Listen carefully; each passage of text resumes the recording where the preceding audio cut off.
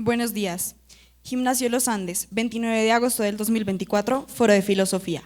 Libertad y pensamiento crítico en conmemoración de los 300 años del natalicio de Emmanuel Kant. Programa: primero, himno nacional. Segundo, himno del Gimnasio Los Andes. Tercero, saludo y bienvenida del rector Jorge Luis Rodríguez. Cuarto, palabras de personería 2024. Quinto, bienvenida del coordinador del campo de Cultura, Lenguaje y Sociedad, Juan Carlos Godoy. Sexto, conversatorio central, vigencia del pensamiento de Immanuel Kant por parte de los docentes invitados, Carlos Rodríguez Martínez y William Salazar. Séptimo, descanso. Octavo, actividad lúdica, ayuno tecnológico. Décimo, trabajo por mesas. Undécimo, almuerzo. Duodécimo, conclusiones y cierre. Primero, himno nacional. Por favor, pónganse de pie.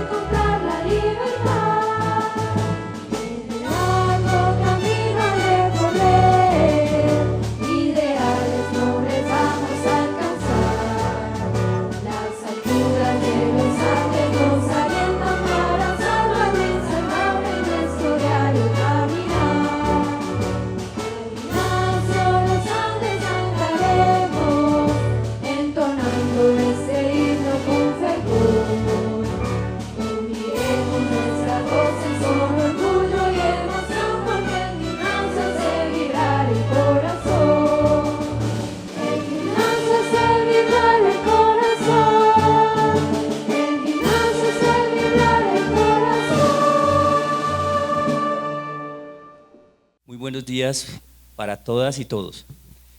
Muchísimas gracias a la profesora del Gimnasio Los Portales por acompañarnos en el día de hoy.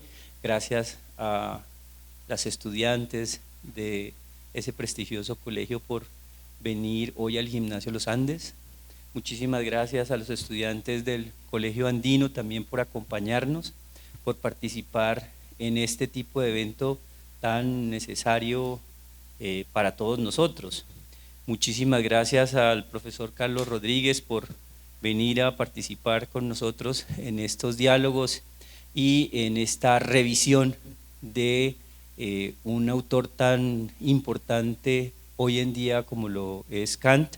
Muchísimas gracias al profesor William Salazar también por acompañarnos y participar en este diálogo. Gracias también a los estudiantes del Gimnasio Los Andes de grado 11 que se han vinculado a esta actividad. Muchísimas gracias también al profesor Juan Carlos Godoy y al profesor Luis Alfredo por la realización de esta actividad. Siéntanse en su casa, siéntanse bienvenidos, siéntanse acogidos. Les deseo éxito total en la actividad del día de hoy. ¿Y a qué me refiero con éxito total? A que de aquí, después de que dialoguen, después de que participen en las mesas de trabajo que tienen organizadas, se lleven una idea de los conceptos, pero sobre todo de los aportes que hizo Kant a la comprensión del mundo. Los expertos están aquí sentados, no voy a disertar sobre los conceptos y los aportes de Kant, pero a mí personalmente me dejó muchos como educador. Las preguntas que él se plantea tienen un vigor y tienen una vigencia impresionante, ¿sí? Las preguntas que se plantea para conocer el giro que le da a las ideas que se estaban dando en su momento hacia finales del siglo XVIII, principios del XIX, son supremamente importantes. Y estaba viendo las imágenes del himno nacional de Colombia y me imaginaba al viejito Kant allá en Königsberg, totalmente retirado ya en sus últimos años, en un pueblo, estamos hablando del siglo XVIII, en un pueblo que yo me imagino muy frío, y estaba viendo estas imágenes del trópico nuestro, con esa variedad de razas, de culturas, y poder establecer esos vínculos y esa relación va a ser muy interesante. O sea, esa forma de conocer y de acercarse al conocimiento y a los objetos de conocimiento de hace tantos años y que hoy en día tengan tanta vigencia, pues esa relación yo creo que va a ser la interesante aquí en los diálogos que ustedes van a sostener. Nosotros a veces hablamos desde un modelo de la enseñanza para la comprensión, utilizamos algo que se llaman las rutinas de pensamiento. Pues miren dónde estaban las rutinas de pensamiento. ¿Qué debo conocer? ¿Qué debo esperar entonces? ¿Qué es el ser humano? Y son esas preguntas que están vigentes ahora y que utilizamos para poder aprender, pero miren en dónde tal vez están sus orígenes.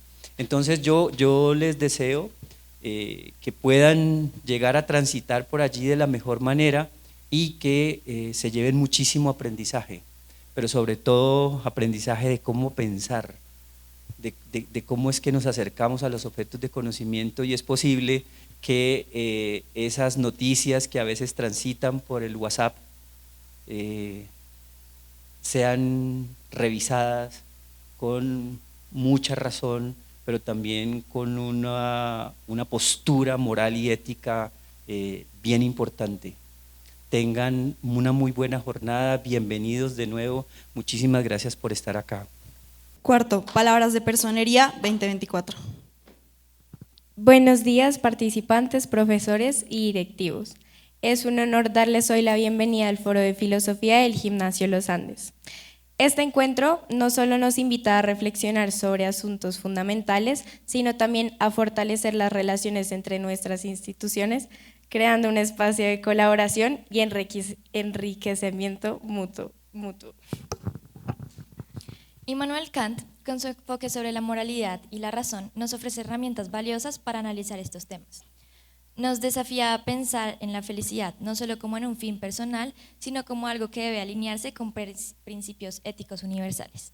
Al mismo tiempo, su visión crítica nos recuerda la importancia de ejercer nuestra libertad con responsabilidad, evitando el libertinaje y promoviendo un diálogo constructivo. Sin embargo, más allá del marco teórico, lo que realmente nos fortalece hoy es la unión de nuestras instituciones.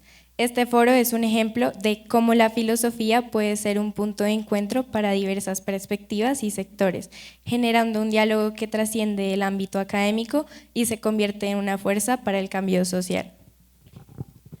Los invitamos a participar activamente, a cuestionar y ser cuestionados, y aprovechar este espacio para construir juntos un entendimiento más profundo de los desafíos que enfrentamos. Estoy segura de que a través de estas colaboraciones podemos generar ideas que no solo enriquecen nuestro pensamiento, sino que también tienen un impacto tangible en nuestra sociedad. Bienvenidos al Gimnasio Los Andes. Quinto, bienvenida del coordinador del campo de Cultura, Lenguaje y Sociedad, Juan Carlos Godoy. Buenos días a todos.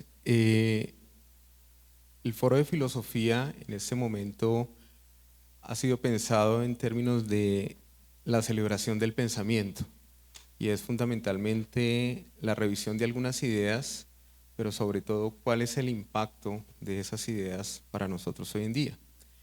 Me he permitido elaborar un texto desde el cual quisiera establecer un poco esa relación que el pensamiento de Immanuel Kant ha tenido efecto sobre el pensamiento de nosotros latinoamericanos, pero particularmente colombianos.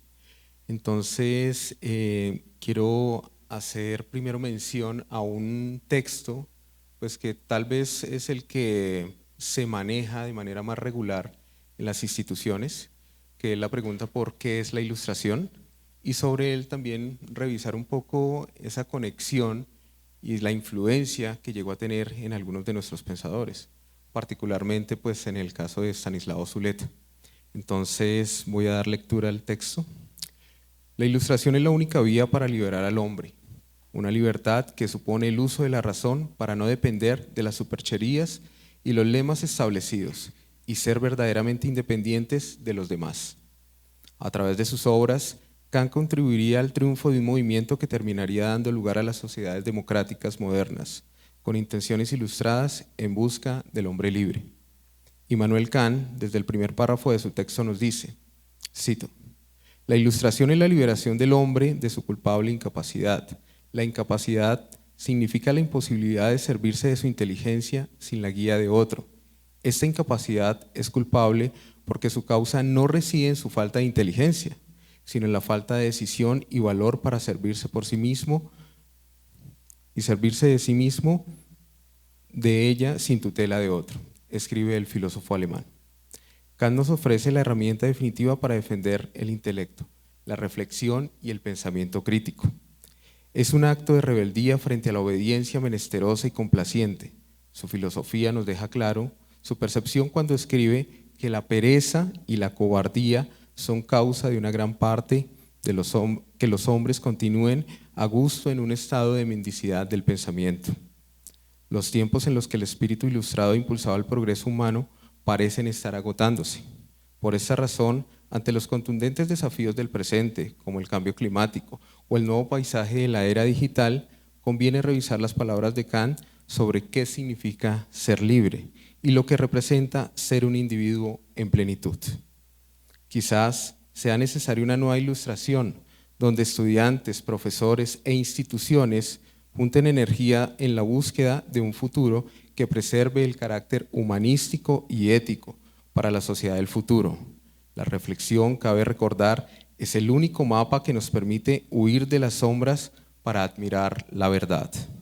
Sea pues este el espacio para compartir, debatir y construir una dimensión que permita la contribución del ser humano ilustrado, que atienda a una elaboración crítica y reflexiva como lo postula como lo postula un digno heredero de la filosofía kantiana, el pensador colombiano Estanislao Zuleta, quien en su texto El elogio de la dificultad nos ofrece esta inducción.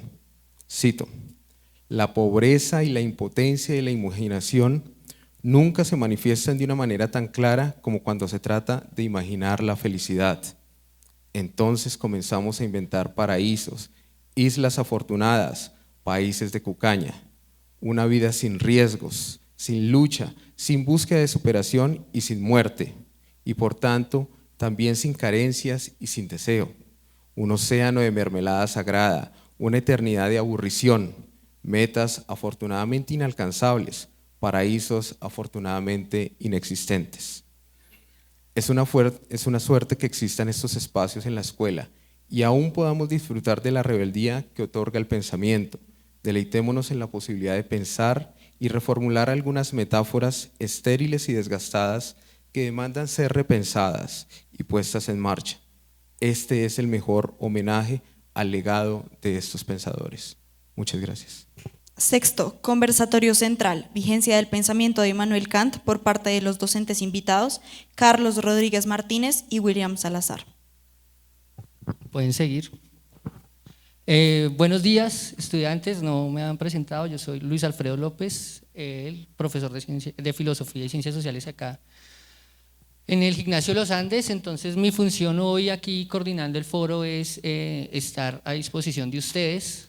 Cualquier necesidad que tengan, nuestras invitadas, nuestros invitados, ustedes estudiantes del colegio, ya saben que se pueden acercar a mí.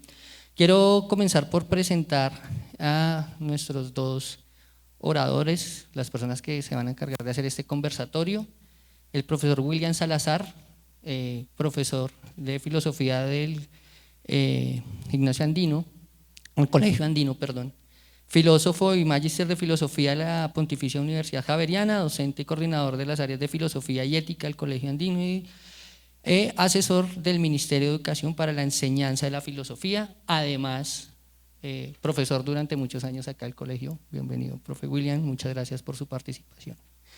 También para mí es un honor y un feliz motivo de reencuentro con el profesor Carlos Augusto Rodríguez, quien es docente, investigador y conferencista del tema de la filosofía, la investigación del arte prehistórico y la cultura.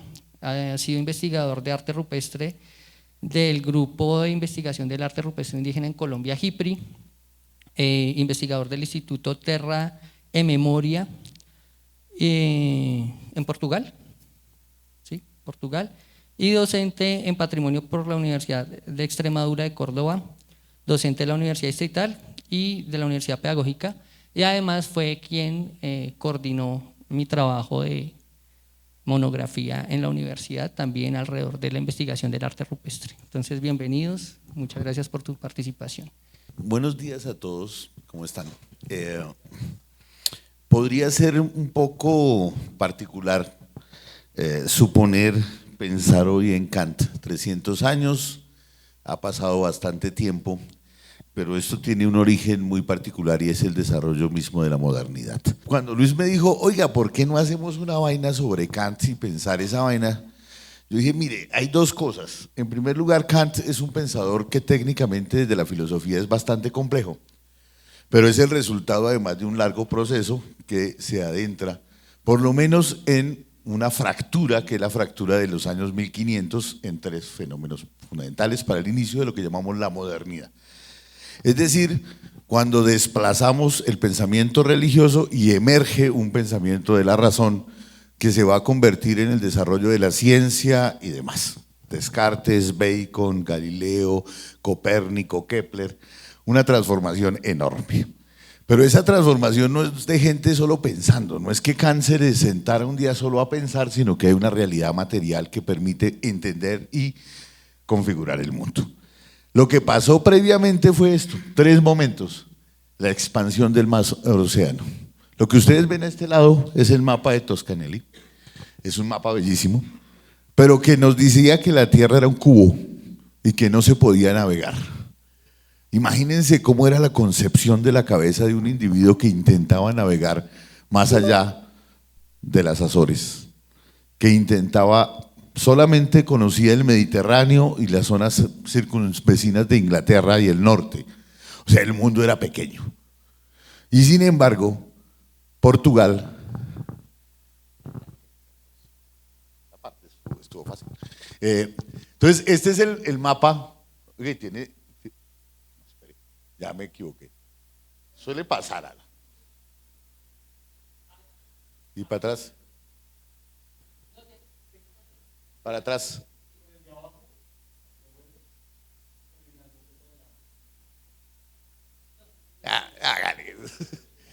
Suele suceder. Entonces, hay que pensar cómo era el mundo y cómo la cabeza de la gente cuando tenían el mapa de Toscanelli. Pero a ese 1500 empezó a generarse un problema serio en Europa. Y un problema serio que llevó a que tuvieran que navegar. Pero eso está amarrado a un proceso técnico complejísimo.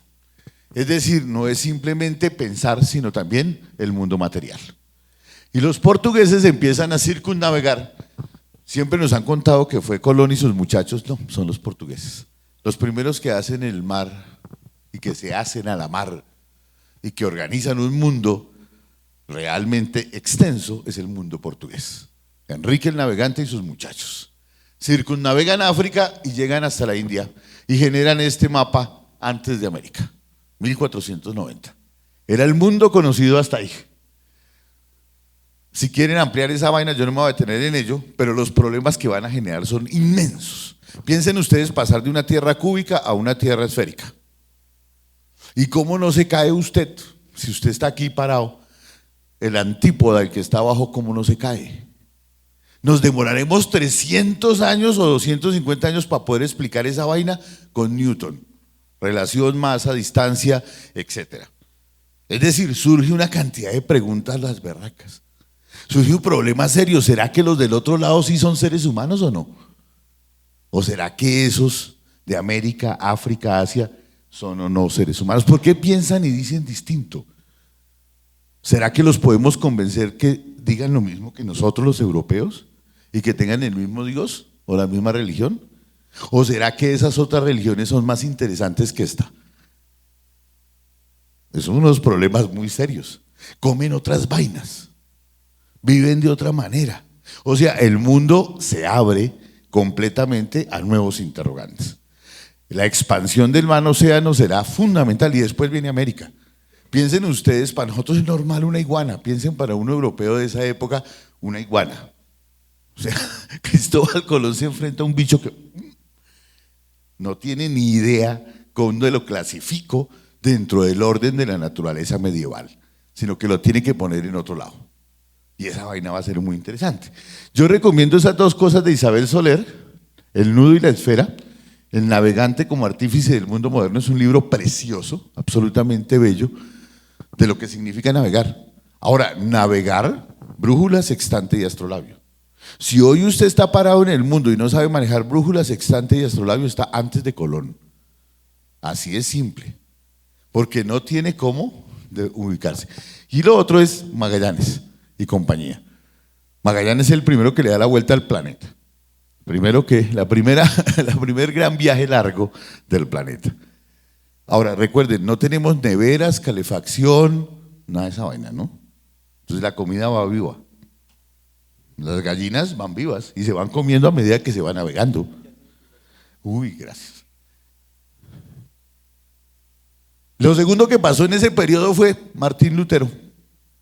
Martín Lutero, el 31 de octubre de 1519, publica 95 tesis en la puerta lateral de la iglesia de Wittenberg en Alemania, donde va a discutir unos problemas serios. Es un curita, agustino, que había leído muy seriamente a Habacuc, y Habacuc decía: solo por fe te salvarás. Y este Martín Lutero publica esas 95 tesis un 31 de octubre, no porque el otro día sea Halloween, sino fundamentalmente porque viene el Día de los Santos y todos los campesinos suelen ir a revisar, a ver los objetos religiosos, pedir milagros, y normalmente si que usted quería discutir algo socialmente, lo publicaba en la lateral de la iglesia. Pero ¿qué es lo que está pasando? ¿Qué es lo que ha sucedido para que Martín Lutero genere una fractura en la iglesia? El Papa se le había ocurrido un negocio muy bueno con Carlos VI, muy bueno, vender indulgencias. Es decir, se necesitaba dinero para hacer la Capilla Sixtina, para hacer Plaza di Roma, para hacer los grandes museos en Roma, todo el Renacimiento. Y el rey estaba bastante endeudado con el Papa. Entonces dice, vendamos indulgencias. ¿Qué es una indulgencia? Un documento papal donde si usted muere y no se ha confesado, va para el infierno, bueno, realmente para el purgatorio. Del infierno nadie sale, ustedes leyeron Dante Alighieri, la Divina Comedia, etcétera, pero el purgatorio sí se puede salir. Pero si usted no se confesó, entonces simplemente usted tiene un documento que de una vez lo saca para el cielo. Es una vaina interesante. Si usted tiene una tía que está en el purgatorio, pues usted paga y pum, la tía sale para el cielo. Vender indulgencia es un buen negocio. Vendamos el eterno, diríamos fundamentalmente, y el Lutero está en desacuerdo con esa vaina. Dice, si el Papa tiene ese poder, ¿por qué no lo hace gratis? Es un problema serio. Pero claro, el Papa está haciendo un negocio, y un negocio importante. Contrata a Texel, un sacerdote, que es el primero que hace un eslogan moderno de ventas. Cuando cae un gulden, una moneda alemana, en el fondo de la alcancía, un alma salta del purgatorio, decía Texel, y con eso se vendían las indulgencias para un lado y otro. Pero además hay otro problema, hay una cantidad de problemas y el poder de la iglesia sobre toda la estructura. Y Martín Lutero dice, no, nos separamos, no más. Y eso genera una fractura enorme, gigantesca. En primer lugar porque dice, todos pueden interpretar el libro sagrado. Por lo tanto, se cierran los conventos y las abadías, y desde entonces, en el mundo alemán, previo a Kant, y que va a permitir después el pensamiento de Kant, se genera una posibilidad, es que todo el mundo aprende a leer y escribir. No hay analfabetos, porque todos tienen que enfrentarse al texto sagrado, pero no de cualquier manera, no es para repetirlo, sino para interpretarlo. Es más, Lutero traduce el Nuevo Testamento al alemán y con eso funda el alemán moderno. ¿Y cómo lo funda? Yendo a la plaza de mercado a oír a la gente y haciendo una gramática del alemán moderno. Que Lutero va a ser en eso fundamental. Pero además ya no se va a tener una idea de representación de lo religioso hacia el barroco, como le pasa a América y le pasa a España, sino que se va a tener otra cosa. Y otra cosa es la idea de Dios como abstracto. Eso va a conducir a la matemática y a Bach y a toda la música que llamamos equivocadamente clásica. Es decir, una música que está más pegada a la idea de lo divino, como en Johann Sebastian Bach. La Sinfonía 50 es una de las clásicas en eso, es un gótico musical interesantísimo. Pero además de eso, tiene consecuencias en los calvinistas y en los anglicanos. Sobre todo los anglicanos serán importantes en Inglaterra.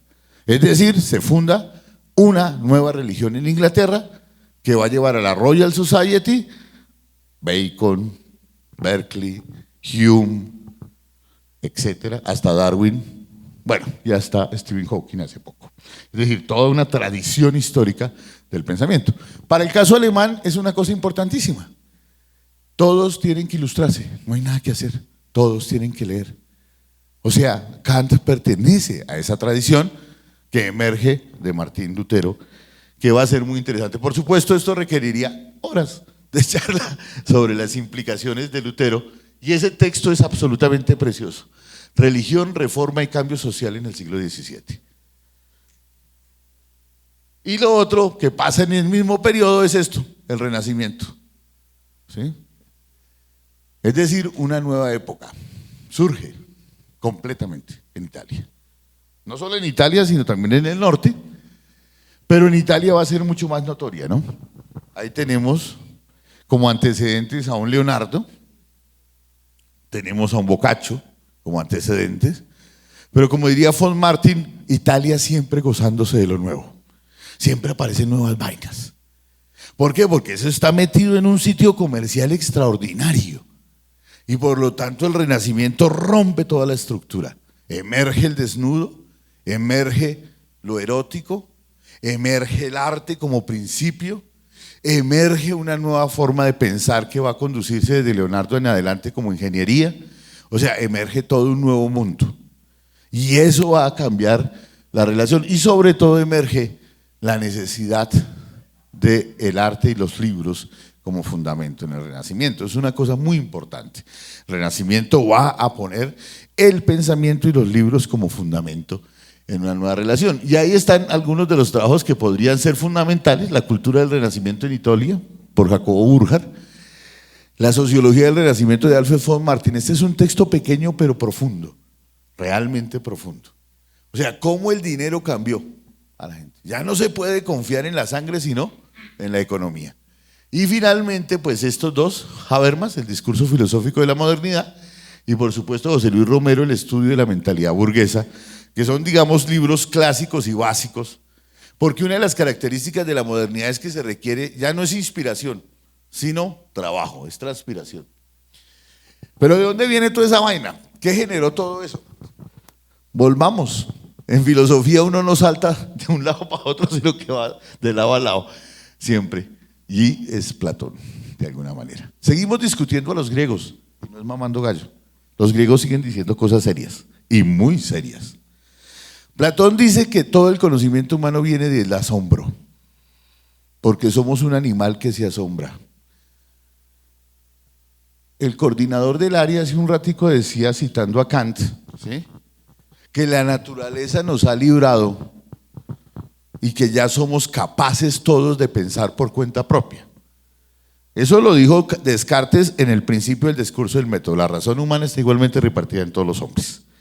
Pero Platón había dicho, todos los hombres son posibles de asombrarse. Si no nos asombramos, no hay posibilidad de pensar. El asombro es eso. Pero miren ustedes lo que pasó en 1500. El asombro de un nuevo mundo o de nuevos mundos.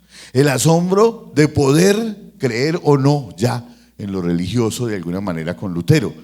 El asombro del arte inmenso del Renacimiento y de todo lo que pasa. Es decir, por eso esas épocas de crisis son germinales de alguna manera. Y ese asombro nos lleva a cuestionarnos. La crítica de la razón pura. En primer lugar, una aclaración básica. Toda crítica es destructiva. No existe eso que llaman crítica constructiva. En el conocimiento, la crítica es un asunto que tiene que ver con mostrar las falencias del pensamiento de otro. Y eso no está mal. O sea, lo que hace Einstein es decir, sí, Newton, usted llegó acá, pero le faltó esto. En los griegos lo va a decir básicamente Aristóteles, podemos respetar mucho al maestro Platón, pero le faltó esto. O sea, eso no es problema. Y las críticas no son para que sean de modo personal, sino son fundamentalmente un proceso de apertura hacia nuevas preguntas.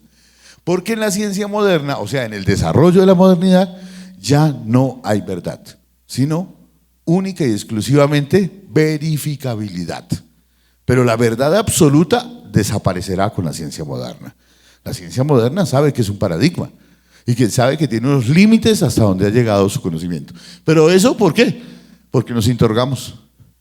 Tenemos una enorme capacidad para interrogarnos. Este animal humano, somos un animal, pero un sapiens sapiens. Eso quiere decir que un animal que construye saber, pero que sabe que sabe. O sea, que tiene conciencia de lo que hace. Este animal tiene una capacidad enorme de interrogarse. Y eso es una maravilla. Interróguense todo lo que quieran. La educación es solo interrogación, no respuestas. Las respuestas son ya lo elaborado. Lo fundamental son las preguntas que nos hacemos. Y obviamente eso también lleva a una cosa, somos escépticos. Yo siempre digo la misma tontería. Si los que hicieron el Titanic hubieran sido un poco más escépticos, hubieran puesto más barquitos. No, ellos estaban demasiado confiados. Esto no se hunde. No hay nada. Todo proyecto humano se hunde. Ningún proyecto humano sobrevive eternamente. Una de las cosas que nos ha enseñado la modernidad es esa, que toda actividad humana es falible y susceptible de destrucción. Ninguno. Todos los imperios han creído que iban a ser eternos. No hay imperio que no haya creído eso. No hay pensador que no haya imaginado que esto es lo definitivo. Y sin embargo la modernidad dice no. Y obviamente un heredero del pensamiento de Kant será el más radical en eso, Hegel. Hegel es el principio fundamental de que todo proyecto grande en pensamiento simple y llanamente va a destruirse. Pero la modernidad se para sobre eso, sobre escepticismo, ser escépticos, no ser tan confiados. Obviamente, porque tenemos que estar abiertos a lo inesperado. Ese es otro problema, es inesperado. Siempre, yo no sé qué va a pasar en 10 minutos. La vaina es imposible saberlo. Todos confiamos en que estemos aquí en 10 minutos, pero puede que no. Cuando usted se despide de alguien y le dice, nos vemos mañana, no sabemos. O sea, el mundo es un abierto, no es un cerrado con destino. No hay un futuro ya establecido, sino que deseamos y soportamos lo inesperado. Y esto es una cosa muy importante, porque eso quiere decir que todavía podemos construir un futuro distinto al que hoy tenemos. Si eso no existiera, no tendríamos la posibilidad de construir un algo distinto a lo que hoy hemos construido. Entonces eso es muy importante. Obviamente somos metáfora de tiempo, y ahí está el viejo Borges, otro de esos grandes pensadores latinoamericano, un gran pensador, un gran cuentista. Léanse todo lo que encuentren de Borges, esa vaina es fantástica.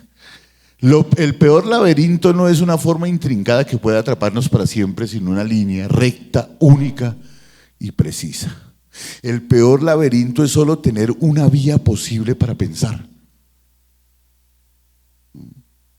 Los griegos, esos viejos griegos, cuando iban caminando por una vía y se encontraron un montón de tierra, un derrumbe, a eso lo llamaban problema. Y frente a ese problema usted puede hacer cosas, dormir al lado, devolverse, darle la vuelta, coger una pala y quitar el problema, o sea, pensarlo. Si usted solo tiene una vía en la vida, la vaina es muy jodida. La modernidad nos dice, oiga, cada vez que solucionamos un problema en ciencia, se nos aparecen 50 o 100 preguntas nuevas. Cada vez que pareciera que ya hubiéramos llegado a algo en ciencia, emergen nuevas vías del pensamiento. O sea, el Newton hace una respuesta, el Einstein dice, ¡pum!, le faltó el tiempo. Bueno, metamos la ecuación en el tiempo. Y llega Heisenberg y dice, y el principio de incertidumbre es el sujeto que observa que, o sea, nada puede estar fijo. Por eso el Borges dice, el peor laberinto es una línea única del pensamiento. Si el mundo es tan diverso, y es diverso, y no es una palabra mamando gallo, déjenme ejemplificarlo. Somos 8.200 millones de personas en el planeta, más o menos. Unos más, unos menos. Puede que seamos más o menos dependiendo de los que acaban de nacer y de los que acaban de morir. Pero igual, 8.200 millones más o menos. Imagínense que hay 8.200 millones de conjuntos de huellas dactilares distintos. Díganme que eso no es diversidad y que ninguna se repite. Que hay 8.200 millones de información de ADN que no se repite. Esa vaina es fantástica, ¿o no? Y es muy probable que nunca nadie en la historia de la humanidad haya tenido mis mismas huellas dactilares. O sea que nunca se ha repetido. Imagínense los niveles de diversidad biológica del planeta para que nosotros creamos que solo hay una respuesta frente a la realidad. O sea, para hacer un laberinto de vía única, una sola línea. La modernidad dice, no, la respuesta es química, biológica, física, matemática, filosófica, antropológica, sociológica, arqueológica, etcétera, etcétera, etcétera. O sea, la cantidad de cosas que pueden pasar en ese inesperado momento, en esa infinita causalidad variable que se puede dar. Si uno de sus papás hubiera llegado 5 minutos tarde a la primera cita, ya usted no estarían. No serían. Entonces no hay una regla fija, no hay nada establecido. Somos eso, metáfora y tiempo. Una cosa, somos tiempo por una cosa porque sabemos que vamos a morir. Somos el único bicho del planeta que sabe conscientemente que va a morir. No sabemos cuándo, afortunadamente, pero sí es seguro. ¿No? O sea, eso no se preocupen. Poseer y construir ideas. Imagínense esa vaina. Somos un bicho que construye ideas. El Descartes, previo a Kant, dice una cosa fantástica. Lo único que yo puedo tener como seguridad es que pienso. Yo puedo tener inseguridad del mundo. O sea, puedo poner en duda el mundo. Eso lo saben ustedes, ¿no? Demuestren que están aquí, que esto no es una pesadilla, que no están soñando. ¿Se pellizcan? No, pero cuando usted tiene sueños también tiene dolor, etcétera, ¿no? ¿Cómo demostrar que estamos aquí, que esto no es una pesadilla? ¿Cómo demostrar que los sentidos de verdad nos dicen cosas? Lo único de lo que no podemos dudar, dice Descartes, es de que pensamos. Porque para dudar de que estamos pensando debemos estar pensando. Eso es lo que llama una demostración indubitable. ¿Sí? Ese es el bobo del Descartes. Pero imagínense, dice, pensamos, somos una cosa que piensa. ¿Pero qué significa pensar? ¿Cómo se produce una idea? ¿En qué momento este bicho, este animal humano, ya no se dedica solo a sobrevivir, sino se le ocurre conversar, discutir, producir ideas en la evolución humana? O sea, ¿cómo fue ese salto cognitivo tan extraordinario? Hace 180.000 o 200.000 años somos sapiens sapiens. Fue que hicimos el salto cognitivo complejo. Entonces esa vaina es muy interesante. Oye, se cambió. Era este. ¿Sí? Pensar. Es lo más sorprendente. Todo objeto es pensamiento. Y toda acción humana es pensamiento. No se puede renunciar al pensar. No es que usted un día diga apaguemos y listo. Todos pensamos. Que pensemos en distintos niveles, distintos objetos o distintas cosas es otro problema. Pero esta vaina es exactamente igual que los oídos. No los podemos apagar. Así esté usted dormido, están prendidos. Y la cabeza sigue funcionando. Eso es una vaina fantástica. Somos conscientes de finitud. Ese es el inicio del pensar. Eso lo dice tanto Descartes como Kant. Somos seres finitos. Saber que somos seres finitos y sabemos que vamos a morir nos hace construir ideas. Ideas religiosas, míticas, mágicas o cualquier otro. La modernidad es mucho más radical. Sabe que es un ser finito y que no le queda sino ese cuarto de hora para pensar, punto. No más. Que hay un más allá, no tenemos ni idea. Los menos, digamos, los que tienen una pata aquí y otra allá, como Pascal, dicen, bueno, no sabemos, por probabilidad no debería haber, pero sin embargo de vez en cuando recemos. Ese es el Pascal, el papá de las probabilidades, ese gran matemático. ¿Sí? Otros dicen, bueno, ahí hagámosle la mitad. Y otros simplemente dicen, no, somos una nada que no ha sido, una nada que no será, mientras tanto somos una nada. Eso es Jean-Paul Sartre. Es decir, finitos. Yo no puedo confiar más que en la existencia. Y sobre esa trabajo, no sobre otra cosa. No puedo aplazar la existencia. Esa es la conciencia de finitud. Obviamente, ya estamos casi terminando, ya casi los dejo de aburrir. Martin Heidegger, un personaje también bastante ambiguo en muchos niveles, nacionalsocialismo alemán, etcétera, pero en un libro bellísimo en un ensayo, que se llama La época de la imagen de mundo, define la modernidad con estas 5 categorías. La ciencia moderna, la modernidad es ciencia. Eso es pura racionalidad.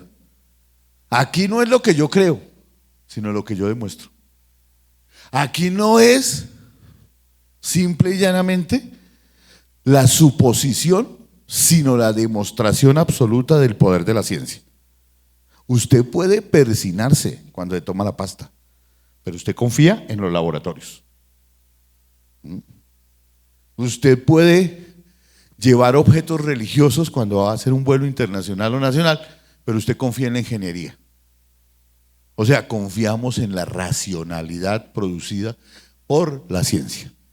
Tanto las ciencias que normalmente se llaman duras, como las ciencias blandas. Entonces empezamos a tener un asunto muy serio. La modernidad, y entre ellos Kant, fundamentan el principio de la racionalidad. Si ustedes leen los primeros párrafos de la crítica de la razón pura, Kant arranca con eso, ¿no? La razón humana entra en contradicciones de índole tal, ¿sí?, que termina enredada en otros problemas. Esa misma frase es casi el principio de la metamorfosis de Kafka, ¿no? O sea, eso le pasa a Gregorio Samsa. Entra en tantas contradicciones que entra en locura. Es una vaina muy interesante esa vaina. Pero es la ciencia. Perdón, me devuelvo. Sin ciencia, nada. Todos los artefactos que utilizamos hoy son resultado de la ciencia por un lado, pero también de la otra, técnica mecanizada. Es un mundo técnico enormemente complejo. Imagínense un día levantarse sin la técnica que tienen, sin el mundo artefactual que los acompaña. Solamente que no haya nada de los artefactos. No es posible, ¿no? Imaginar un mundo así, sin técnica mecanizada. Obviamente el arte en el horizonte de la estética, ¿se acuerdan del Renacimiento? Ya no es que yo me inspiro, no. El arte lo pensábamos como un problema de pensamiento. La definición más precisa tal vez la ha hecho Guillermo Moreno. Dice, todo arte es pensamiento y por lo tanto todo arte provoca el pensar. El arte no es inspiración sino puro pensamiento. Eso lo sabía Picasso claramente cuando hacía arte. Entonces ese es un problema porque es un campo de investigación muy interesante. Es donde, como decía Luis, yo trabajo en arte rupestre, es decir, ¿por qué berracos las comunidades más antiguas y los grupos humanos más antiguos produjeron arte? Si esa vaina es inútil para sobrevivir. O sea, entre ir a cazar el animal y comer, ponerse a pintarlo, eso es inútil. Y sin embargo, no podemos vivir sin arte. No existe el ser humano sin arte. Sin arte no es posible vivir. Bueno, ustedes lo saben. Piensen en la pandemia sin arte. Sin música, sin literatura, sin cine. Detalle menor, pero importante. Lo otro es el obrar humano es como cultura, entendido como cultura. Eso es básicamente. Todas nuestras acciones humanas las investigamos antropológicamente. Eso es otro tipo de investigación científica. No es que yo naturalmente soy así, no. ¿En qué contexto social, económico, histórico nació? Porque nadie puede saltar su propia sombra. O sea, el pensamiento de Kant, como el pensamiento de Marx, como el pensamiento de cualquier otro, está amarrado a un determinado contexto cultural, material e histórico. Y finalmente, desdivinización o pérdida de los dioses, lo que Friedrich Nietzsche ha denominado la muerte de Dios. Simple y llanamente, ya no podemos confiar en el discurso mítico. Confiamos en la ciencia, pero no en las religiones. Cuando dice Nietzsche, Dios ha muerto, dice, fue asesinado por los hombres. ¿Por cuáles? Pues por los de la ciencia, porque le quitaron el sitio explicativo de la realidad. Y eso quiere decir que tampoco podemos escapar de ahí del lenguaje. Lo que no se nombra no existe, decía Georg Steiner, pero es porque no podemos escapar del lenguaje. Traten de pensar sin palabras. Intenten pensar sin palabras. No es que uno piense palabras, no. Con las palabras que tiene, piensa. O sea que si usted tiene una maleta lingüística muy grande, su nivel de pensamiento es más complejo. Pero si su maleta lingüística es chiquitica, ese es su nivel de pensamiento. Por lo tanto, no podemos escapar de ahí. No existe sujeto ser humano ni cultura alingüística, ni a técnica. Somos puro lenguaje. La pregunta del Georg Steiner es muy precisa. Si todos biológicamente somos lo mismo, ¿por qué hemos hablado más de 60.000 lenguas? ¿Por qué? ¿Qué es lo que provoca esa traductibilidad? Y la respuesta de él es complejidad del pensamiento. Lo que nos hizo seres humanos complejos fue la multiplicidad lingüística. Uy, sería más fácil si solo tuviéramos un idioma. No teníamos que aprender los otros. Como le pasa a los perros, un perro en China ladra y aquí ladra. No, nosotros esa vaina es una variedad. Y además tenemos dialectales, y además tenemos gestos, y además tenemos silencios. ¿Se acuerdan que las musas perdían a los navegantes con el canto? Y Kafka dice después, pero el arma más peligrosa de las musas no era el canto, sino era el silencio, del cual nadie puede escapar. Porque es que no decir también es importante y es fundamental. Eso hace parte de eso, y por eso otro heredero de ese pensamiento moderno, en la plena modernidad, Friedrich Nietzsche, llega a eso. El hombre es el animal no fijado. No estamos fijados a nada, ni a la naturaleza, ni al destino, ni a la divinidad. Somos pura libertad. ¿No? Lo único que nos hace libres es el conocimiento. Sin conocimiento no hay libertad. Eso es clarísimo. Si yo creo que los rayos son un Dios, pues estoy preso de una creencia. Entre más puedo explicar el mundo, más libre soy. Eso es Kant. Pero el Friedrich Nietzsche lo dice de una manera bellísima. El animal no fijado. Lo que quiere decir que andamos entre doxa y episteme. Y ahí Marx nos dice, si la apariencia fuera lo mismo que la esencia, no necesitaríamos la ciencia. La mayor parte de la gente vive en la pura apariencia, en la pura doxa. En el opinódromo, como diría Jaime Garzón. Es decir, tema que nos ponen, tema del que hablamos sin haber estudiado un carajo. La modernidad exige que seamos responsables y que nos responsabilicemos de lo que decimos. Pero nosotros somos expertos en hablar sin hacer nada. Hablamos de hombres, mujeres, deportes, novelas, políticas, sin haber leído nada. Este es un país que se la pasa dedicado a eso, al mundo periodístico y no al mundo del conocimiento. Y esa vaina es pues, entre doxa y episteme. Recuerden que el estado de ignorancia, estoy citando a Platón, es estado de llenura. Un ignorante es el que está lleno de doxa, de opiniones. Un sujeto del conocimiento es el que dice, de eso yo no sé. O sea, en ese campo no me puedo meter.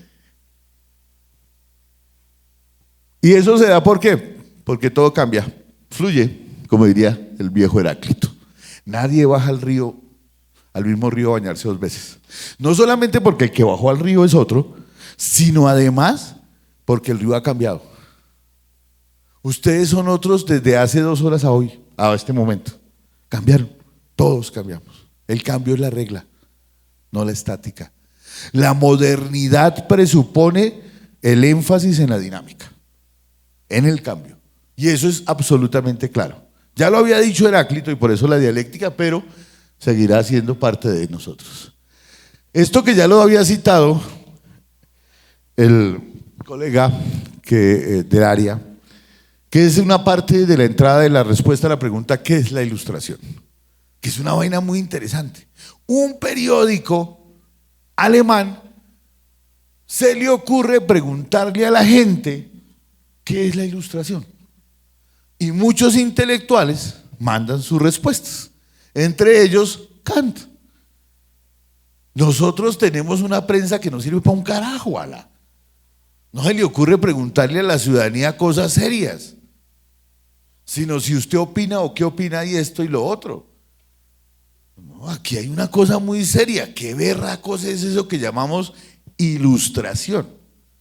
Yo no quiero detenerme en todo el párrafo porque ustedes ya lo oyeron, pero quiero solo detenerme en una parte donde él dice claramente que ya estamos liberados de la naturaleza.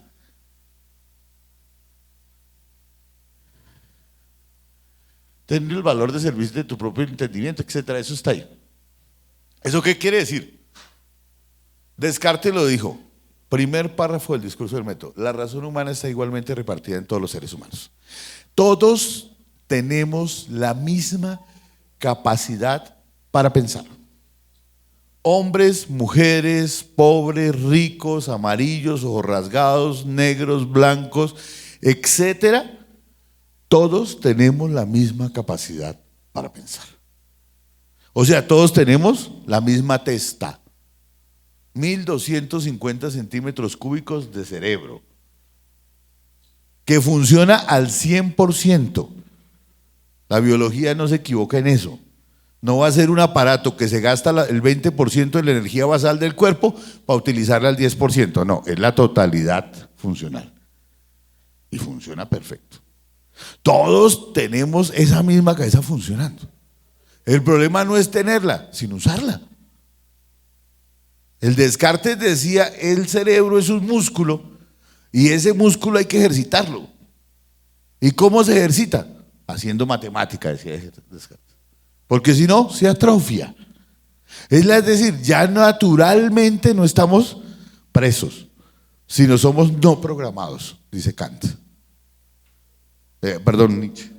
No estamos no programados. Y eso quiere decir que estamos por fuera de la naturaleza, obligados al instinto, como serían los animales. Nosotros no. Nosotros somos otra vaina. Somos otro bicho. Animales, pero no estamos programados instintualmente, al menos no del todo. Entonces, en eso Kant anuncia y recoge de los pasados, porque eso es otra condición humana. Somos memoria, ¿listo? Y para terminar, Giorgio Agamben, la idea de estudio. El estudio es de hecho en sí interminable. Nunca van a terminar de estudiar. No se preocupen, así es. No se afanen, eso es. No es que usted no se graduó y ya dejó de estudiar. No, esa es otra etapa. Cualquiera que haya vivido las largas horas en el vagabundeo entre los libros, cuando cada fragmento, cada código, cada inicial en la que se topa parece abrir un nuevo camino, eso siempre es así. Usted encuentra un nuevo, usted dice, ya con este libro termino, y aparecen nuevas referencias, nuevos libros, nuevas posibilidades, ¿cierto? Que se pierde de repente tras un nuevo encuentro o haya poblado la labentica ilusión de la ley del buen vecino de Warburg, había establecido en su biblioteca. Es una ley muy simpática. Él decía, cada vez que alguien llegue a mi biblioteca, trae un libro. Y eso le generó una biblioteca gigantesca. ¿Ah? Obviamente, también se puede llevar un libro. Y eso genera otra posibilidad de discusión. Porque es que es muy complicado discutir con alguien si no tiene cosas en la cabeza. Y obviamente está la parte final, ¿cierto? Sabe que el estudio no solo no puede tener propiamente fin, sino que tampoco desea tenerlo. Somos y estamos abiertos a la libertad, diría Kant. Y eso es básicamente un poco lo que yo quería inicialmente provocarlos. Como digamos un juego, provoquémonos. Eso sería.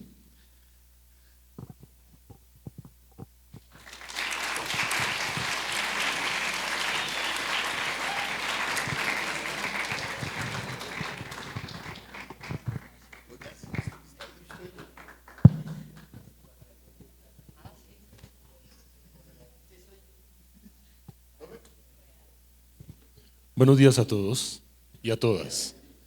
Bueno, muchas gracias al Gimnasio de los Andes por la invitación y por crear estos espacios para que podamos oírnos y que podamos dialogar. Yo,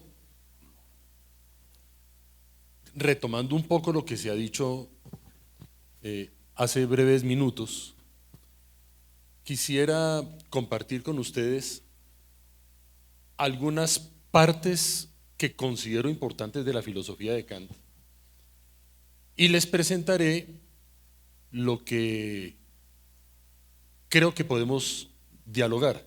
No sé si rompo un poco lo que Luis tenga organizado, pero por favor siéntanse en libertad de interrumpirme en cualquier momento para decirme con qué no están de acuerdo, qué dije que no se entendió, lo que sea, y espero que al final de pronto podamos dialogar. Me interesaría mucho escuchar lo que piensen, lo que no les parezca, etc. Yo voy a presentar 3 momentos, voy a ser lo más puntual que pueda y esto va a resultar un poco esquemático para presentar, como les digo, lo que considero que puede ser muy importante de Kant para nosotros.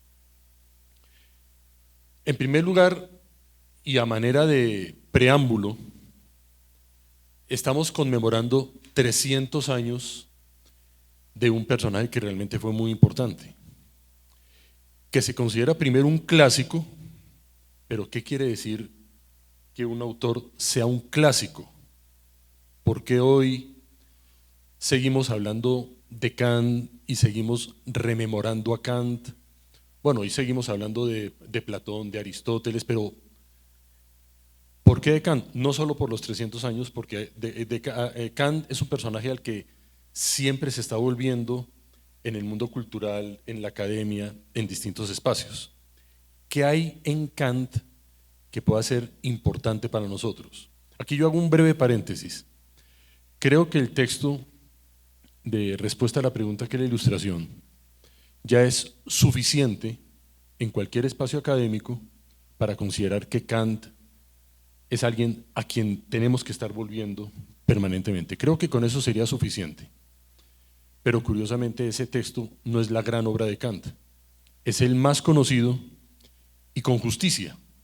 Es un texto absolutamente provocador, estimulante, y de ustedes quienes lo hayan leído, que espero que hayan sido todos o la mayoría, creo que allí tenemos una experiencia de lectura muy particular, porque cuando empezamos a leer el texto, es un texto que inmediatamente nos involucra, es un texto que no nos mantiene distantes, sino que logra atraernos porque nos interroga.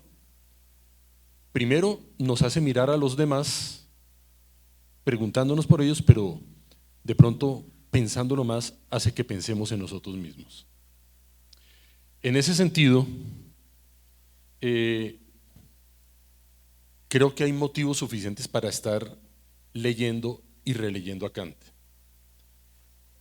Lo que voy a presentarles va en 3 momentos. El primero tiene que ver precisamente con el tema de la ilustración, lo voy a presentar a manera de introducción. El segundo, el tema de la ética, y el tercero, el tema de la política. Y todo esto es para conducir al tema de la política. Me parece que el tema de la política es muy importante, principalmente por un motivo. Me parece que estamos viviendo un momento político trascendental. Es posible que esto que estoy diciendo fácilmente se haya dicho hace 10, hace 20 y hace 30 años y siempre se haya dicho. Pero hay algunos signos que me hacen pensar que el momento histórico que estamos viviendo o que estamos padeciendo y que ustedes van a protagonizar tiene unas características muy especiales. La guerra en Ucrania hace que se esté en este momento, me parece, que se esté poniendo en cuestionamiento la hegemonía de Occidente, la hegemonía de Europa y de Estados Unidos. El desenlace de la guerra en Ucrania, que todavía es impredecible, puede llevar a un dominio total de Occidente, un dominio mayor de Occidente, o a un surgimiento del contrapoder que sería el mundo oriental con China, con Rusia y posiblemente con India. Es decir, el desenlace puede ser realmente una gran transformación histórica. En segundo lugar, lo que está ocurriendo en Gaza. Y lo digo no porque esté de moda hablar de Gaza, sino porque lo que está ocurriendo en Gaza es también un signo de nuestro tiempo muy particular. Desde la Segunda Guerra Mundial, bueno, todos nosotros recordamos que en la Segunda Guerra Mundial los países que terminaron triunfando, los europeos, Estados Unidos, se unieron para enfrentar al genocida.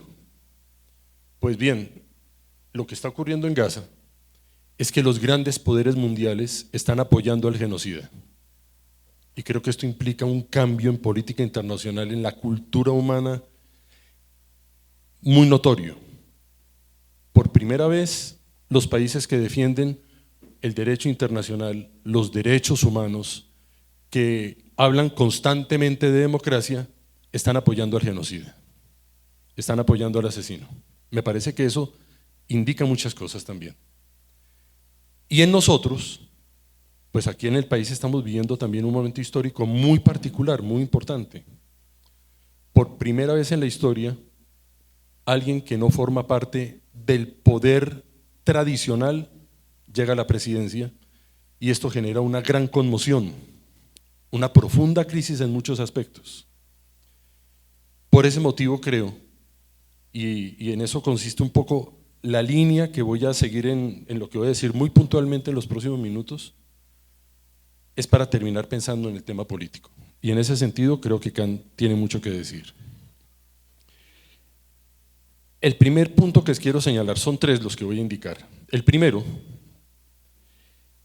me parece que Kant es el punto máximo al que llegó la Ilustración. Kant es filosóficamente la expresión más madura, más arriesgada, pero simultáneamente también más renovada de lo que son todos los ideales de la Ilustración. A tal punto que me parece que después de Kant ya viene otra cosa distinta.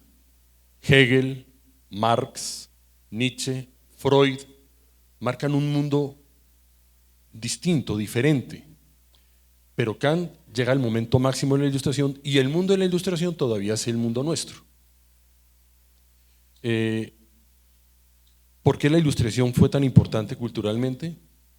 Porque, como se dijo hace breves minutos, la Ilustración es un proyecto para que el hombre pueda liberarse de una serie de ataduras, fundamentalmente culturales, de los dogmas, de las creencias, de los prejuicios. Es creer que el pensamiento y el conocimiento son la gran manifestación y el gran símbolo de lo que sería un momento esplendoroso para la liberación del ser humano. Kant aquí tiene un papel muy importante, pero en un aspecto principal.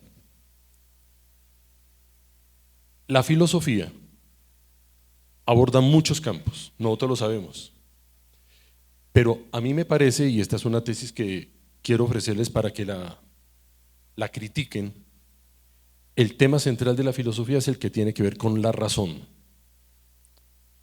Lo voy a decir en otras palabras.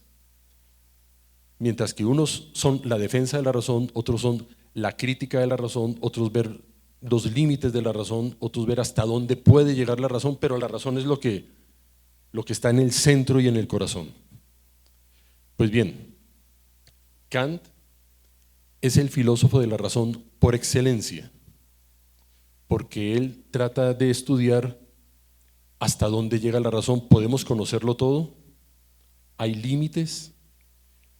¿Qué es en sí misma la razón?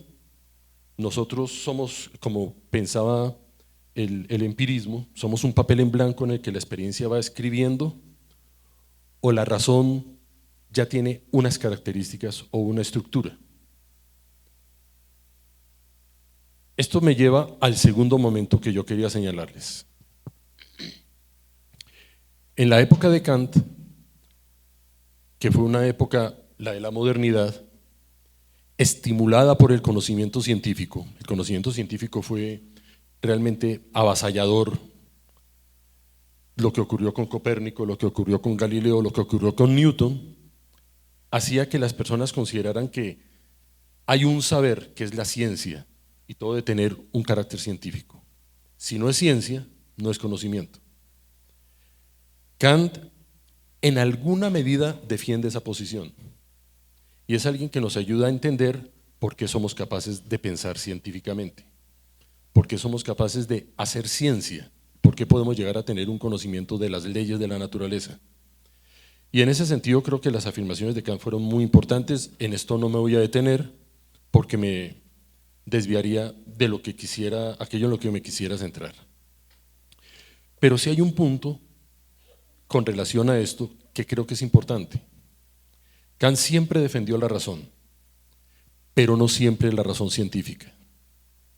Aunque él fundamentó la razón científica y el conocimiento científico y explicó por qué hacemos ciencia y por qué podemos hacer ciencia y hasta dónde llega el conocimiento científico del ser humano, él mostró que tenemos la razón, pero la razón tiene dos usos igualmente válidos y el conocimiento científico tal vez es el menos, hago esta afirmación para que no estén de acuerdo conmigo, tal vez el conocimiento científico es el menos importante, porque el otro uso de la razón es el de la razón práctica, y cuando desde Aristóteles se habla de razón práctica, se está hablando de la política y de la ética, y para Kant esa era la parte más importante, y él siempre consideró que lo que él había hecho en ética era lo más renovador en filosofía. ¿Por qué motivo el tema de la ética en Kant? Él consideró que él estaba haciendo un aporte fundamental y que él sí estaba cambiando la filosofía en el campo ético. Yo lo presentaría de esta manera. La modernidad es una época de gran crisis, pero gran crisis porque veníamos de un periodo histórico, y esto lo voy a decir de una manera muy generalizada porque no es tan así, el periodo histórico de la Edad Media, que más o menos tenía una estructura relativamente estable por el dominio de la religión. La religión era la que articulaba todos los saberes, la que daba la explicación, la que establecía la lógica y la que permitía. La modernidad, que es el surgimiento de la razón, Descartes, otra vez Copérnico y Galileo, todo empieza a desajustarse, pero sobre todo en el campo de la ética. Yo creo que nosotros sabemos, y de ustedes quienes tengan prácticas religiosas, quienes estén involucrados activamente en una religión, saben que la religión en el campo moral, más o menos a uno le aclara absolutamente todo. Pero por un motivo, porque como es palabra de Dios, allí no hay mucho que discutir. Entonces todo es una verdad, Dios lo dijo, Jesús, y allí ya hay unas claves dentro de las cuales nos movemos. Pero en la modernidad, y ese es tema de la Ilustración, la religión es objeto de una crítica que no había podido desarrollarse durante la Edad Media. Eso significa que esas verdades morales fundamentadas en la religión se desequilibran, no son, empezamos a ver que no son tan sólidas, porque están fundamentadas en los dogmas, y algo que hace fuertemente la Ilustración es enfrentar los dogmas. El campo ético quedó entonces con necesidad de fundamentarse nuevamente, y allí Kant hizo algo muy importante. Muy importante, quiero decir que con esto marcó la filosofía, con esto no quiero decir que sea necesariamente verdadero, eso ya es algo que ojalá se pudiera dialogar. Si la religión fundamentaba sus verdades en que hay un ser superior que nos dijo la verdad y nosotros la aceptamos porque somos sus hijos, etcétera, etcétera, lo que hace Kant, y repito, esto a mí me parece lo más importante en él, es encontrar un fundamento sólido de las verdades éticas. Y el único fundamento sólido es la razón humana. Kant formula algo que creo que es contundente. Los seres humanos somos seres éticos, no porque nos enseñen ética, no porque tengamos alguna religión, no porque repitamos lo que dicen nuestros padres, no porque repitamos lo que vemos, sino que nosotros ya tenemos un pensamiento ético. Es decir, la estructura de la condición humana, que es una estructura racional, ya hace que nosotros veamos el mundo desde criterios éticos. Así como vemos el mundo para pensar la ciencia, nuestra mirada en el mundo, nuestra relación con los demás, se fundamenta en alguna medida en la ética.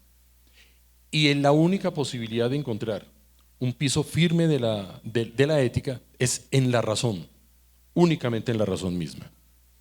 Allí es donde Kant establece una ética con unos principios universales que como seguramente ustedes lo tienen claro, son los imperativos categóricos, unos principios universales inconmovibles, pero válidos. Trata al ser humano como un fin y no como un medio. O el tema de la dignidad humana. En el mundo todo tiene precio, todo tiene un valor económico, menos el ser humano que tiene dignidad. Eso se lo debemos a Kant. Y para Kant ese es un principio que surge de la razón misma.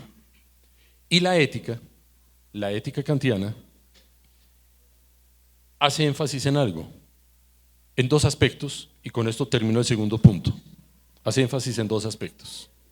El primero es que la única posibilidad, la libertad fue un tema central en la modernidad, la única posibilidad para ser libres está en el campo de la ética, porque vivir de acuerdo a la razón, vivir de la manera más racional posible, es obedecer en nosotros el aspecto determinante de nosotros, y vivir racionalmente es la única posibilidad de ser libre. Lo demás es obrar de acuerdo a condicionamientos externos o a nuestras propias pasiones y nuestras propias emociones.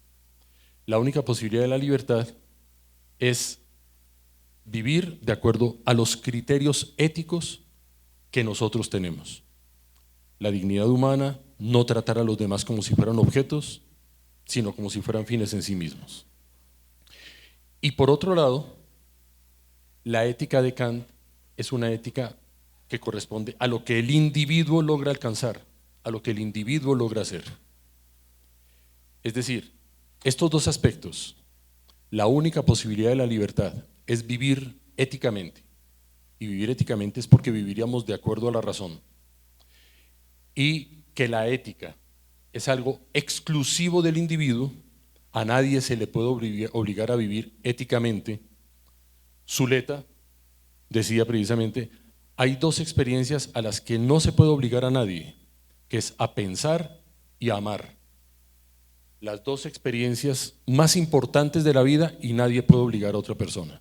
Pues bien, el pensamiento ético nadie puede inculcarlo en otro, pero sí puede haber prácticas para animar a que pensemos éticamente. En el campo político, y este es el tercer y último punto que yo quería señalarles, en el campo político también la razón va dinamizándose y va moviéndose, pero con una característica. Aquí ya no se está hablando de la razón individual.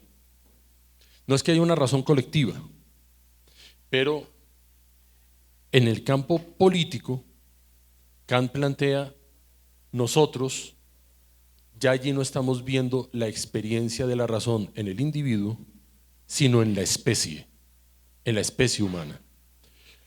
Kant vivió una época que generaba muchos entusiasmos, no solo la Ilustración, sino la Revolución Francesa. Kant fue un entusiasta de la Revolución Francesa. Él consideraba que la Revolución Francesa sí estaba marcando un rompimiento y estaba anunciando algo absolutamente novedoso. Ese mundo de la Revolución Francesa, Kant decía textualmente, era un progreso hacia lo mejor. Pero era un progreso hacia lo mejor por un motivo. Porque en el mundo de las batallas, de los crímenes y de todas las atrocidades que produce la violencia en una revolución, Kant tenía una convicción, y era que después de esto, el entusiasmo que producía la Revolución Francesa, el entusiasmo que producía ver que se estaba destruyendo un mundo caracterizado por la tiranía, por la ignorancia, por los dogmas, por los privilegios, estaba anunciando el surgimiento de algo nuevo. Kant formula en un libro maravilloso, breve, muchos de los textos de Kant políticos son breves pero han sido contundentes, dice que el entusiasmo que producía ese mundo de la Revolución Francesa no era la revolución en sí misma, porque las revoluciones son dramáticas, sino porque él encontraba que a lo que iba a conducir esa Revolución Francesa era algo que tenía un fundamento moral. Y el fundamento moral era que estaba posibilitando, y este es el punto en el que yo quisiera llamarle la atención, estaba posibilitando una nueva experiencia humana. Y esa nueva experiencia humana es que estaba empezando a surgir el mundo del derecho, estaba empezando a surgir una nueva experiencia política, y estaba empezando a surgir el mundo en el que las constituciones políticas iban a tener un gran protagonismo. Pero no es en sí mismo ese aspecto puramente formal.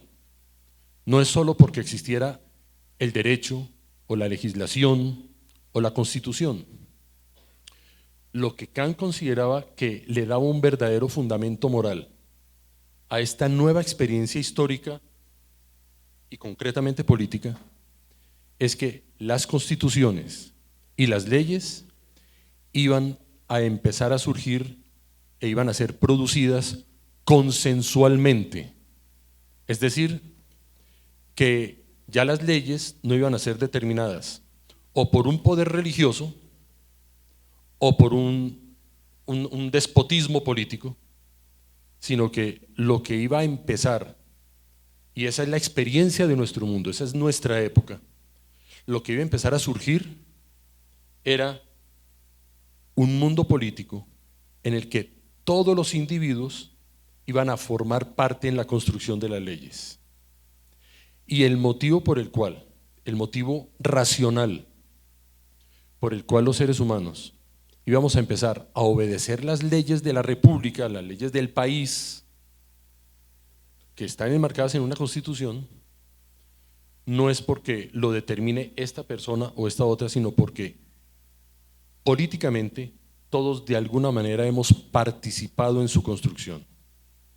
Esto es lo que Kant consideraba, y este es el último punto de lo que yo quería indicar, esto es lo que Kant consideraba como un gran momento del desarrollo de la razón, no en el individuo, que es donde se presenta en el conocimiento científico, o en la ética, o en el arte, que era el otro aspecto, sino en la especie. La única posibilidad para lograr el desarrollo de la razón en la especie humana es en un campo político. Y en un campo político en el que participamos, es decir, y aquí retomo una de las ideas importantes del profesor, en el que el ciudadano se informa, busca la mejor información posible, contrasta distintas fuentes, dialoga con otros, es capaz de descubrir quién está dando opiniones, es decir, quién simplemente no se quiere quedar callado pero dice cualquier cosa, pero también es capaz de descubrir quién tiene un mejor conocimiento, ha leído historia, ha leído distintos medios de comunicación, ha reflexionado sobre eso. Ese es el tipo de ciudadano que Kant estaba valorando y lo que a él lo entusiasmaba. Ese era el individuo que estaba surgiendo después de la Revolución Francesa en el mundo democrático. Realmente Kant hablaba más que de la democracia, él hablaba del mundo republicano, pero eso tiene unas precisiones conceptuales que no las voy a señalar en este instante porque ya nos llevaría a otro aspecto y ya estoy terminando. Eso es lo que permite ser optimista con la razón, según Kant. Que participemos, que nos escuchamos, que debatimos, que nos critiquemos, que nos oigamos, que aceptemos que podemos estar equivocados, que encontremos en ese diálogo con otros la posibilidad de repensarme. No hay mayor triunfo en un diálogo, aquí también otra idea de Zuleta, no hay mayor triunfo en un diálogo, no tanto que yo le demuestre a otro que estaba equivocado, sino que otro me demuestre que yo era el que estaba equivocado porque yo gano mucho más que el otro. Salgo de mi ignorancia, me preocupo por indagar, me incomodo conmigo mismo, me avergüenzo y me esfuerzo por buscar una mejor información para tener un debate mucho más juicioso y mucho más responsable. Entonces, en ese sentido, y con esto ya concluyo, en ese sentido me parece que el tema de la razón en Kant es interesante seguir el rastro. Somos éticos porque somos capaces de razonar éticamente, es decir, no simplemente emitimos opiniones o estamos dominados por las emociones, sino somos capaces de establecer racionalmente principios que sean válidos para todos. Pero también en nuestra especie, la posibilidad de extender la razón lo más que se pueda es en los espacios del debate, del diálogo, de la discrepancia, etc. En ese sentido, un espacio como estos creo que tiene muchísimo valor. Muchas gracias.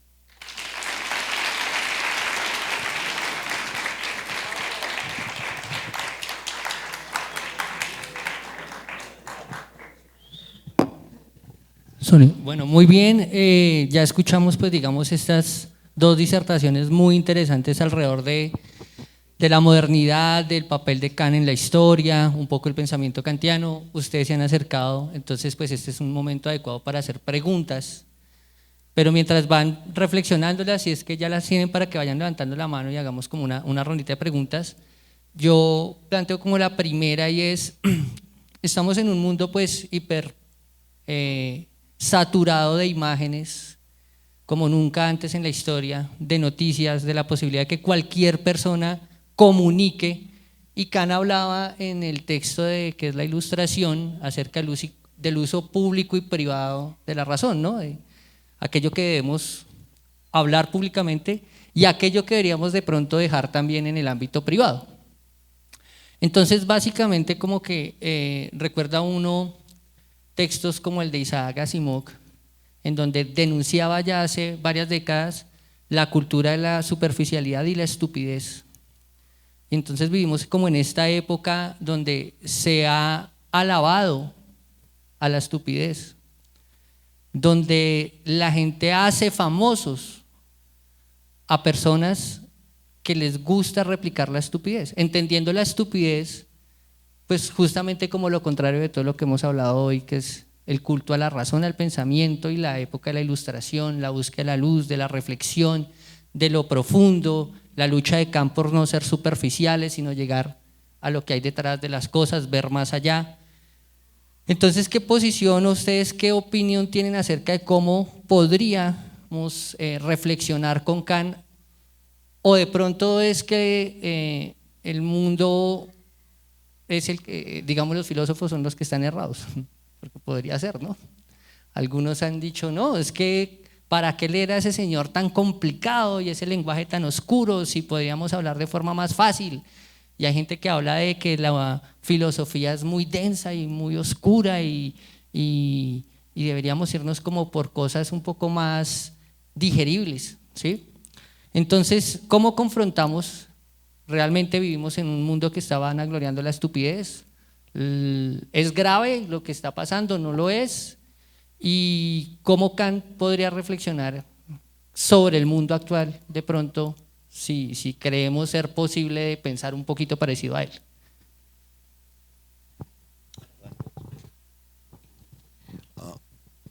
Yo creo, Luis, y todos, hay como varios niveles en la pregunta que hace Luis, pero también en lo que el compañero afirma aquí, y que es muy interesante. Es decir, derivemos un poco la respuesta hacia la política y lo que está pasando en el mundo contemporáneo.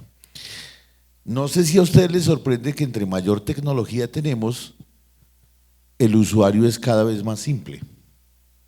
Es decir, el artefacto se vuelve muy complejo, pero el usuario tiene una mentalidad bastante simple.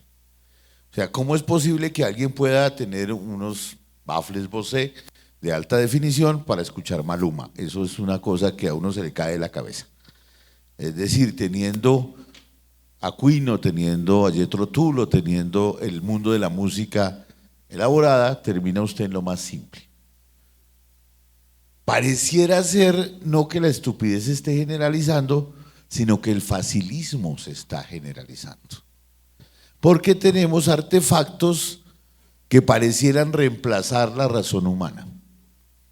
Es decir, si Kant decía en esa respuesta a la pregunta de la Ilustración, si tengo un médico que me da la dieta, hoy diríamos, si tengo la inteligencia artificial, ¿para qué me esfuerzo en pensar?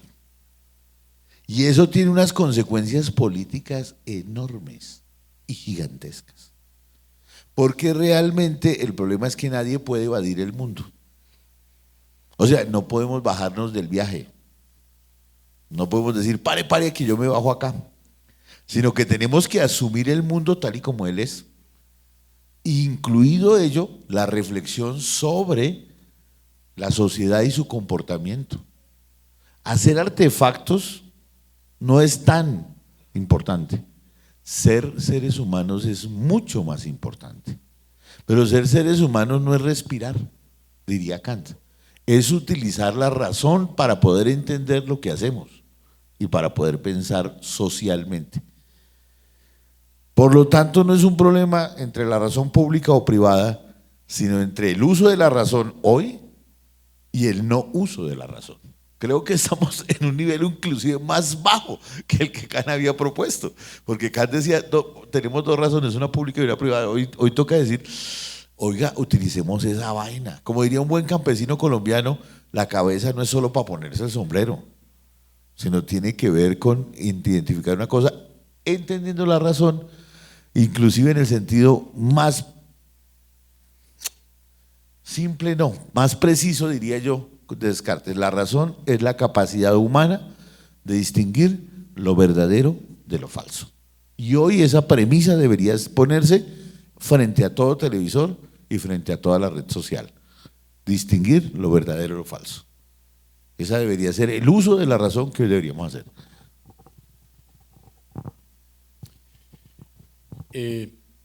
Yo estaba recordando dos episodios, uno muy breve, tan breve que es simplemente el título de un libro. Uno de los grandes investigadores sociales latinoamericanos, Néstor García Canclini, uno que tuvo mucha resonancia hace varios años, tiene un título de un libro que me parece sumamente evocador y provocador. Decía, de ciudadanos a consumidores. Me parece que ahí tenemos dos tipos de experiencias de lo que nosotros somos en el presente. Teóricamente, y de una manera muy general y políticamente correcta, se dice que somos ciudadanos, las instituciones educativas tenemos como propósito formar ciudadanos. Al fin y al cabo nosotros en educación sabemos que no estamos formando ni matemáticos, ni biólogos, ni filósofos, ni literatos, sino ciudadanos. Pero el mundo en el que estamos, el mundo que vivimos, el mundo en el que hemos crecido, no forma ciudadanos, forma consumidores. Forma personas que sean fácilmente seducidas por una propaganda. Que sean personas que cuando van a un centro comercial y miran un producto, el gran anhelo es poder superar la frustración de la vitrina para poder tener eso. Recuerdo un poco en este instante, no me estoy desviando, pero recuerdo el libro La caverna de José Saramago. José Saramago fue un gran escritor, escribió un libro que el título de La caverna evoca un poco la alegoría de la caverna de Platón. Estoy recordando en este instante una entrevista a José Saramago cuando él dijo que lo había motivado a escribir ese libro. Y él decía que había sido una nota de prensa en un periódico en Portugal. Saramago era portugués.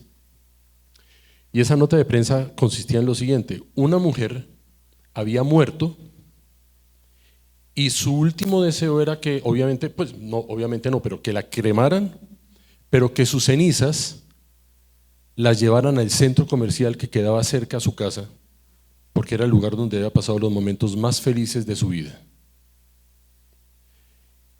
Esa noticia, y aquí muestra muy bien también esa grandeza de lo que es un escritor, encontrar una pequeña noticia y de eso construir una novela, le dio a Saramago una clave de nuestra época, de lo que somos, de la manera tan lastimosa como conseguimos la existencia, pero también que nuestra época, donde las personas se consideran tan irreverentes, tan liberadas de dogmas, tan separadas de la religión, los centros comerciales hoy son la representación de lo que en el mundo medieval eran las iglesias.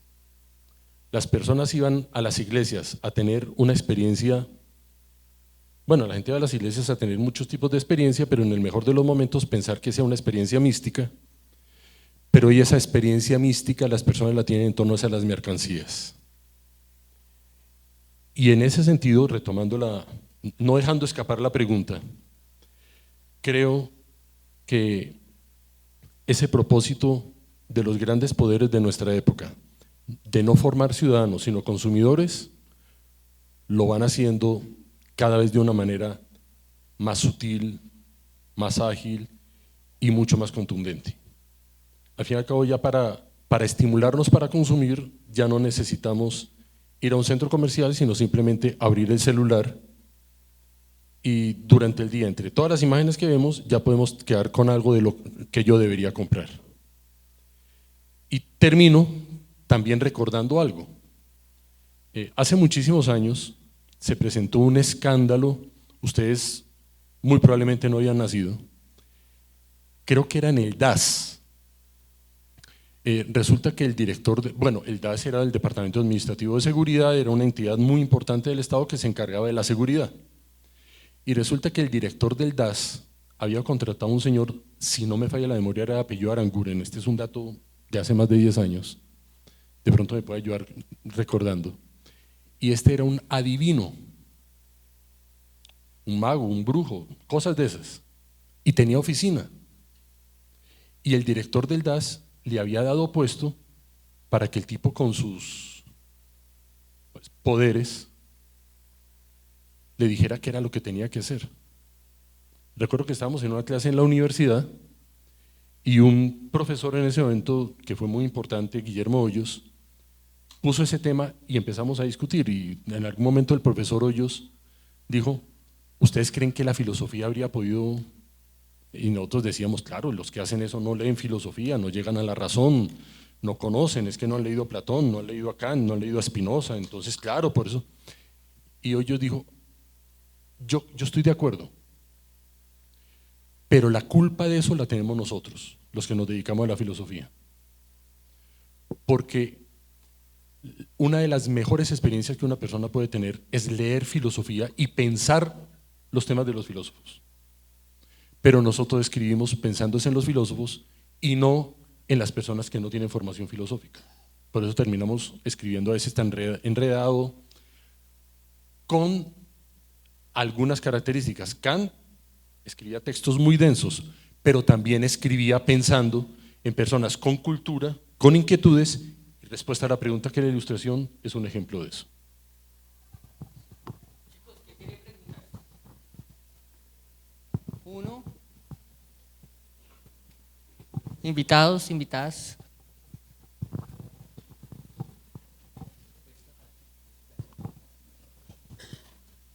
Ya. Ustedes mencionaban, uno de ustedes mencionaba que el ser humano lo definieron como el animal no fijo, no recuerdo, pero desde donde yo lo veo, tú lo justificaste con que tiene completa libertad, ¿sí? No está fijo ni a ser un animal parte de la cadena alimenticia, pero tampoco es como que no pasa al otro lado de ser, un ejemplo muy bobo, como que un alienígena que tiene todas las respuestas, no. Pero, ¿cómo, o sea, qué diferencia en ese caso hay entre que el ser humano sea libre y que esté perdido? Porque en sí, si el ser humano no entra en la cadena alimenticia y tampoco tiene todas las respuestas en sí, pues no se sabe mover, porque no es que tenga libertad de que hace lo que quiera y no tiene repercusiones, porque para construir él tiene que destruir. Y entre esa libertad él mismo se está destruyendo no solo a su raza, sino al planeta en el que habita. Entonces daña al planeta y daña a su raza, limitando el razonamiento por el que había evolucionado. Entonces no sé si es libertad, sino que el ser humano simplemente no sabe cómo moverse en donde está situado, entonces está perdido. Y pues sí, no sé qué opinión tengan sobre eso. Bueno, hay varias cosas en tu pregunta que además no deja de ser muy interesante, porque cada vez que pensamos en la libertad pensamos también en su contrapartida, que es la atadura. Cuando Friedrich Nietzsche dice que el hombre es el animal no atado, no organizado, no esto, quiere decir varias cosas y múltiples cosas entre todos esos sistemas. En primer lugar, nosotros somos el animal más plástico biológicamente del planeta. ¿Eso qué quiere decir? Vivimos en cualquier lado, no hay ninguna limitación para vivir en algún área del planeta.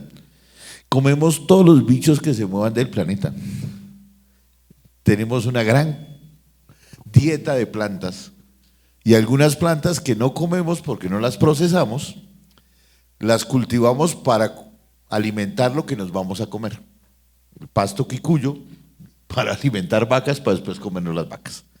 Pero además comemos minerales como la sal.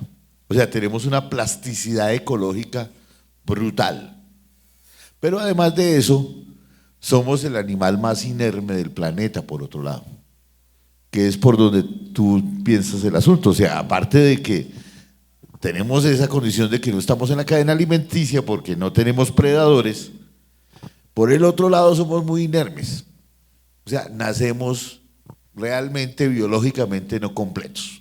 Por eso necesitamos una madurez temprana bastante amplia, etcétera, pero un alto nivel de socialización. Ni tenemos velocidad, ni tenemos garras, ni tenemos alto vuelo, ni nada de esas vainas.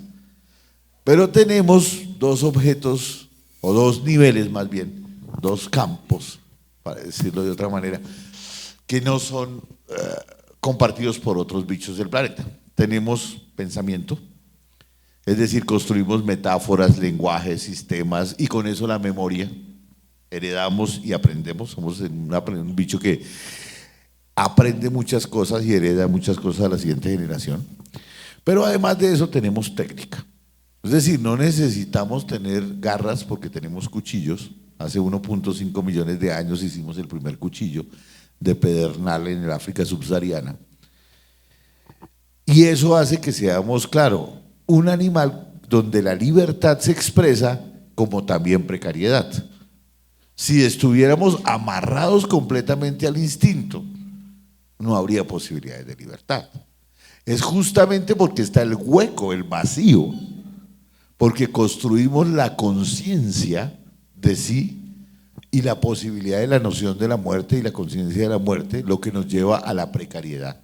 Y esa precariedad es la que nos permite la libertad. Claro, tiene consecuencias, eso es indudable, y consecuencias gigantescas, como puede ser el daño ecológico sobre el mismo sistema, etcétera. La guerra misma, los animales no tienen guerras, eso es una cosa humana, completamente humana, para decirlo en términos de Friedrich Nietzsche. La explotación del otro, o sea, eso no lo hacen tampoco los animales, ningún animal esclaviza a otros animales, eso lo hacemos nosotros. La conversión del otro en cosa, por eso Kant dice claramente, no, el otro es un fin en sí mismo, no lo vuelva una cosa. Entonces, el humano es libre porque tiene esa ambigüedad. Si estuviera programado, no habría problema, no tendría ese problema. Y eso genera también un problema muy serio, y es que todo acto humano, todo lo que decimos, tiene consecuencias, pero todo lo que no decimos también tiene consecuencias. O sea, el silencio y el habla también, juntos cosas. Y eso es un campo fructífero del pensamiento y de la ciencia. Es una maravilla. Técnica y pensamiento. Ahí estamos.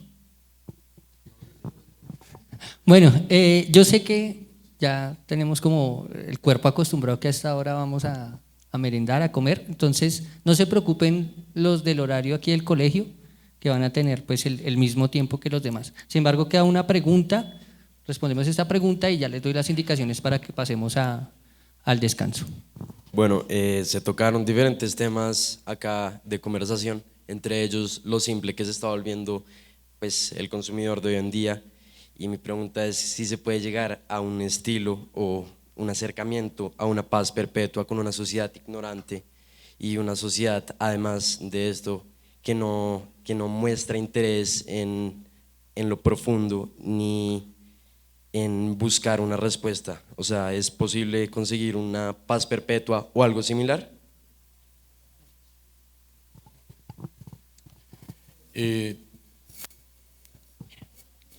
Cuando Kant hace referencia a la paz perpetua, él lo que está avisorando es que pueda haber un momento en el que la guerra ya no sea lo que dinamice el mundo humano, sino los acuerdos internacionales, el derecho de gentes, etc. Yo consideraría, Tomás, que es imposible llegar a la paz perpetua si no es con grandes procesos de ilustración. La única posibilidad para que las personas se pongan de acuerdo es cuando estén, y aquí retomo un término fundamental de respuesta a la pregunta que es la ilustración, cuando sean capaces de seguir el uso público de la razón. Es decir, a quienes tienen conocimientos y producen textos y leemos esos textos y debatimos esos textos. Sin eso no es posible. La guerra es una estrategia para destruir a otro. La política y los acuerdos internacionales y la diplomacia es llegar a acuerdos con otros en los cuales yo acepto que tengo que ceder, el otro cede también, pero sobre todo construimos dos. El mundo de la guerra no tiene esa lógica. El mundo de la guerra lo único que está pensando es la aniquilación del otro. Por eso Kant está viendo la guerra como un momento inevitable, pero la paz perpetua como algo a lo que se llega. Y no es posible eso si no hay un espacio de diálogo. Y la única posibilidad para lograr construir un espacio de diálogo en el que yo lo comprenda es cuando se presente, repito, un nivel de ilustración que me saque de mi dogma y me ayude a pensar que escuchando al otro puedo no solo descubrir una parte de razón en el otro, sino también ese diálogo con el otro puede mostrar que yo tengo que superar alguna limitación en mí. Y esto solo lo logra una persona ilustrada. Una persona dogmática, un consumidor profesional, lo único que está pensando es cómo darse gusto a sí mismo, cómo imponerse al otro, cómo ganarle al otro.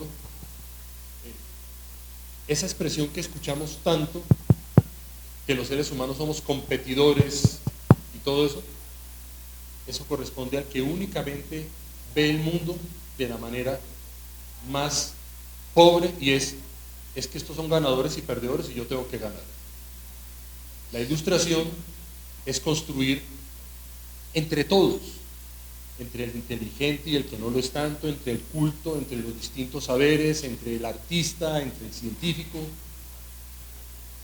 El dogmatismo conduce al fanatismo y el fanatismo inevitablemente lleva a que el otro tiene que morir, porque si no piensa como yo, es un bárbaro, es un ateo, es un islamista, etcétera, etcétera.